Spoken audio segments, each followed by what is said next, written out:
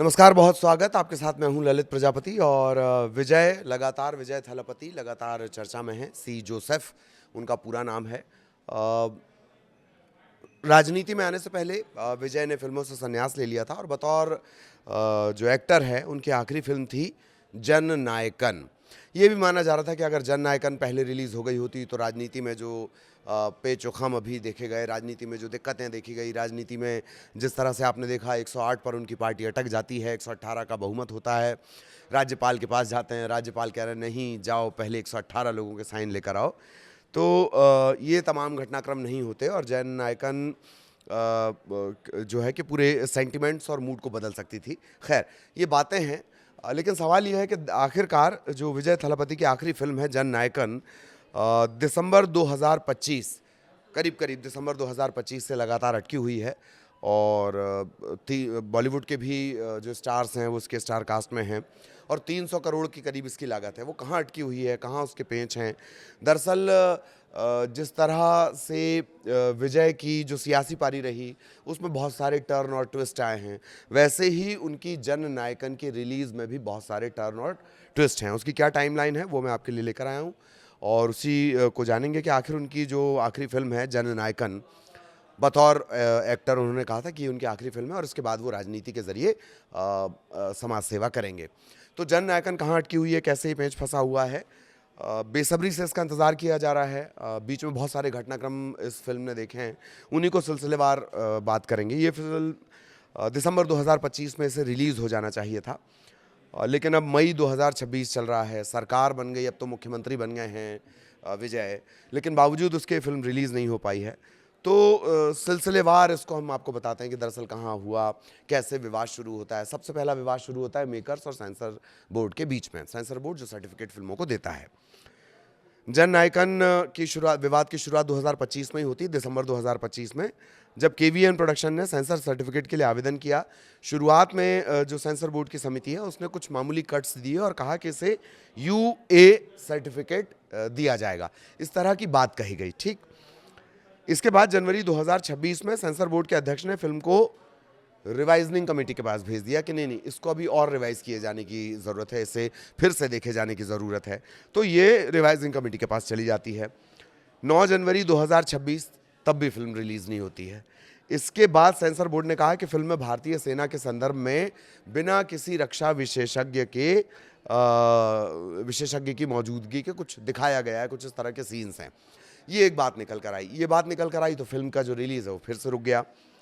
इसके बाद मामला अदालत पहुंच जाता है। 8 जनवरी 2026, जनवरी में इसे रिलीज़ करने का प्लान था, फिर 8 जनवरी 2026 मामला कोर्ट पहुंचता है। मद्रास हाई कोर्ट ने सेंसर बोर्ड को तुरंत सर्टिफिकेट जारी करने के लिए कहा कि सर्टिफिकेट जारी करो, यानी इस प्रोसेस को स्टार्ट करो और फिल्म को रिलीज़ किया जाए। 9 जनवरी 2026, कुछ घंटों बाद जो एक और बाकी की पीठ है, मद्रास हाई कोर्ट की जो एक पीठ है, उसने कहा सेंसर बोर्ड को कि तुरंत इसका सर्टिफिकेट जारी कर दिया जाए। और कुछ घंटों बाद 9 जनवरी को ही एक और पीठ कहती है कि फिल्म पर रोक लगा दी गई है और इसकी रिलीज अब फिर से टल जाएगी।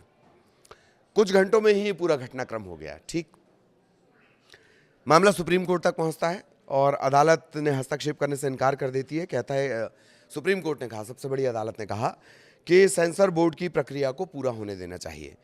यानी जहां से मामला शुरू हुआ था जनवरी में, दिसंबर में जब सेंसर बोर्ड के पास ये फिल्म गई, वहीं पर आकर ये पूरा मामला फिर अटक जाता है। इसके बाद मेकर्स ने 2026 में अपनी याचिका वापस ले ली और सेंसर बोर्ड की प्रक्रिया को आगे बढ़ने दिया। विजय थलपति के फैंस, उनकी पार्टी के कार्यकर्ता ये आरोप लगा रहे थे कि राज्य और केंद्र सरकार जानबूझकर फिल्म को रिलीज नहीं होने दे रहे हैं, क्योंकि फिल्म के ट्रेलर को अगर आप देखेंगे तो आपको ऐसा अंदाज़ा हो जाएगा कि किस तरह की फिल्म है, किस तरह का विजय थलपति का डायलॉग डिलीवरी है और कैसे वो सरकारों को टारगेट करते हैं, उनके एक एक डायलॉग्स पे किस तरह से सीटियां बजती हैं। ये थिएटर की बात नहीं है, ये उनके टीज़र को, यानी जो ट्रेलर था उसी को देखकर इसका अंदाज़ा लग जाता है। भारी भरकम भीड़ उस नायक के पीछे खड़ी होती है, ये भी ये ट्रेलर दिखाता है। अब क्या होता है कि जानबूझकर रिलीज़ नहीं होने दिया जा रहा है, ये कहा गया केंद्र और राज्य सरकार की तरफ से। ये भी एक वजह है कि इसी दौरान जो विजय हैं उनकी राज्य यानी डीएमके की वहाँ सत्ता थी और केंद्र सरकार से थोड़ी ठन सी गई, जिसे कहा जाता है थोड़ी तलखी दोनों जगह से आ गई। इसके बाद फिल्म लीक हो जाती है। फिल्म का सेंसर बोर्ड के पास अटकी हुई है और 10 अप्रैल 2026 को पता चलता है कि इसका एक HD print, high quality high definition जो प्रिंट है वो इंटरनेट पर लीक हो गया है। अब लीक हुआ तो उसका क्या असर हुआ? लीक हुआ तो उसका असर ये हुआ कि OTT जो प्लेटफॉर्म है, पहले थिएटर में फिल्म रिलीज होती है, उसके बाद OTT से करार कर लिया जाता है, पहले ही कर लिया जाता है और उस पर लंबी चौड़ी कमाई OTT के जरिए होती है। लेकिन अब अगर नेट पर, इंटरनेट पर फिल्म पहले ही लीक हो चुकी है तो OTT वालों की कमाई कैसे होगी? तो OTT की वैल्यू, डिजिटल और OTT की वैल्यू गिर जाती है। Tamil Nadu cyber crime department action में आता है, एक फ्रीलांस एडिटर समेत कुछ लोगों को गिरफ्तार किया जाता है। यह अप्रैल का घटनाक्रम। कुल जमा फिल्म अब भी रिलीज नहीं हो पाती है। इसके बाद विजय थालापति मुख्यमंत्री बन जाते हैं और जो निर्देशक हैं H विनोद और निर्माता, वो कुछ ज़रूरी बदलाव करते हैं। थलापति ने जन नायकन के प्रोड्यूसर्स वेंकट के नारायण को कांस फिल्म फेस्टिवल से वापस भी बुला लिया और उन्होंने कहा कि फिल्म की रिलीज़ पर फोकस करें। ऐसे में उम्मीद की जा रही है कि जल्द ये फिल्म सिनेमा घरों में रिलीज़ होगी और ये जो फैंस हैं जो इंतज़ार कर रहे थे, एक पूरा घटनाक्रम बदल गया, राज्य का सिनेरियो बदल गया, राज्य की सत्ता बदल गई, सत्ता के समीकरण बदल गए और जो विजय अपनी फिल्म नहीं रिलीज़ करवा पा रहे थे, जो विजय इस फिल्म को लेकर लगातार सेंसर बोर्ड, फिर अदालत, तमाम जगहों पर जा रहे थे, वही विजय अब राज्य के मुखिया हैं, अभिभावक हैं, एक तरह से मुखिया हैं शासन के। जन नायकन की अगर बात कर ली जाए तो करीब जोसेफ विजय हैं, मतलब विजय थलापति, पूजा हेगड़े, बॉबी देओल, गौतम वासुदेव मेनन इसमें हैं। KVN प्रोडक्शन, ये प्रोडक्शन KVN, इसमें जो V शब्द है, कहा यह जाता है कि विजय की जो बहन है विद्या, उसको भी ये रिप्रेजेंट करता है V।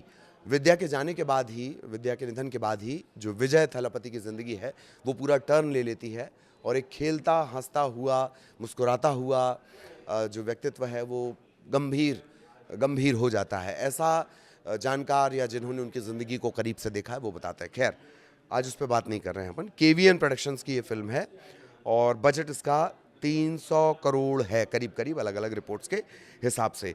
तो अब ये देखना दिलचस्प होगा कि कब ये फिल्म रिलीज़ हो पाती है। सभी इसका इंतज़ार कर रहे हैं और क्या जन नायकन वाकई, जो एक बात कही जाती है कि अगर जन नायकन पहले रिलीज़ हो जाती तो विजय की बम्पर जीत को कोई रोक नहीं सकता था। अभी फिल्म के आने के बाद ही पता चलेगा। जन नायकन की शुरुआत, विवाद की शुरुआत 2025 में ही होती है, दिसंबर 2025 में, जब KVN प्रोडक्शन ने सेंसर सर्टिफिकेट के लिए आवेदन किया। शुरुआत में जो सेंसर बोर्ड की समिति है उसने कुछ मामूली कट्स दिए और कहा कि इसे UA सर्टिफिकेट दिया जाएगा, इस तरह की बात कही गई। ठीक, इसके बाद जनवरी 2026 में सेंसर बोर्ड के अध्यक्ष ने फिल्म को रिवाइजनिंग कमेटी के पास भेज दिया कि नहीं, इसको अभी और रिवाइज किए जाने की ज़रूरत है, इसे फिर से देखे जाने की ज़रूरत है। तो ये रिवाइजिंग कमेटी के पास चली जाती है। 9 जनवरी 2026, तब भी फिल्म रिलीज़ नहीं होती है। इसके बाद सेंसर बोर्ड ने कहा कि फिल्म में भारतीय सेना के संदर्भ में बिना किसी रक्षा विशेषज्ञ की मौजूदगी के कुछ दिखाया गया है, कुछ इस तरह के सीन्स हैं। ये एक बात निकल कर आई तो फिल्म का जो रिलीज़ है वो फिर से रुक गया। इसके बाद मामला अदालत पहुंच जाता है। 8 जनवरी 2026, जनवरी में इसे रिलीज करने का प्लान था, फिर 8 जनवरी 2026 मामला कोर्ट पहुंचता है। मद्रास हाई कोर्ट ने सेंसर बोर्ड को तुरंत सर्टिफिकेट जारी करने के लिए कहा कि सर्टिफिकेट जारी करो, यानी इस प्रोसेस को स्टार्ट करो और फिल्म को रिलीज किया जाए। 9 जनवरी 2026, कुछ घंटों बाद जो एक और बाकी की पीठ है, मद्रास हाई कोर्ट की जो एक पीठ है, उसने कहा सेंसर बोर्ड को कि तुरंत इसका सर्टिफिकेट जारी कर दिया जाए। और कुछ घंटों बाद 9 जनवरी को ही एक और पीठ कहती है कि फिल्म पर रोक लगा दी गई है और इसकी रिलीज अब फिर से टल जाएगी। कुछ घंटों में ही ये पूरा घटनाक्रम हो गया। ठीक, मामला सुप्रीम कोर्ट तक पहुंचता है और अदालत ने हस्तक्षेप करने से इनकार कर देती है। कहता है, सुप्रीम कोर्ट ने कहा, सबसे बड़ी अदालत ने कहा कि सेंसर बोर्ड की प्रक्रिया को पूरा होने देना चाहिए। यानी जहां से मामला शुरू हुआ था जनवरी में, दिसंबर में जब सेंसर बोर्ड के पास ये फिल्म गई, वहीं पर आकर ये पूरा मामला फिर अटक जाता है। इसके बाद मेकर्स ने 2026 में अपनी याचिका वापस ले ली और सेंसर बोर्ड की प्रक्रिया को आगे बढ़ने दिया। विजय थलापति के फैंस, उनकी पार्टी के कार्यकर्ता ये आरोप लगा रहे थे कि राज्य और केंद्र सरकार जानबूझकर फिल्म को रिलीज नहीं होने दे रहे हैं, क्योंकि फ़िल्म के ट्रेलर को अगर आप देखेंगे तो आपको ऐसा अंदाज़ा हो जाएगा कि किस तरह की ये फ़िल्म है, किस तरह का विजय थलापति का डायलॉग डिलीवरी है और कैसे वो सरकारों को टारगेट करते हैं, उनके एक-एक डायलॉग्स पे किस तरह से सीटियाँ बजती हैं।